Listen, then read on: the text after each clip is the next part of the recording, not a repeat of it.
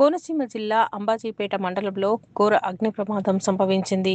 K పెద్దవుడి గ్రామంలో రైతు కస్తూరి నారాయణమూర్తి తన ఇంటి సమీపంలో ఉంచిన 70 బస్తాల వరిధాన్యం, సుమారు 1035 గడ్డి కట్టలపై పక్కనే ఉన్న ట్రాన్స్ఫార్మర్ నుండి నిప్పు రవ్వలు ఎగిసిపడ్డాయి.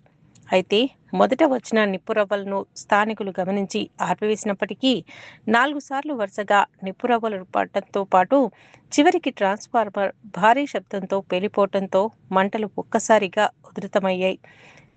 స్థానికులు సకాలంలో స్పందించి కొన్ని ధాన్యం బస్తాలను వేరే చోటికి తరలించడంతో మరికొంత నష్టం తప్పింది. సమాచారం అందుకున్న అమలాపురం అగ్నిమాపక సిబ్బంది ఘటనా స్థలానికి చేరుకుని మంటలను అదుపు చేశారు. ఎంతో కష్టపడి పండించిన పంట కళ్ల ముందే బూడిదవ్వడంతో ప్రభుత్వం తక్షణమే స్పందించి తమను ఆదుకోవాలని బాధిత రైతు వేడుకుంటున్నారు.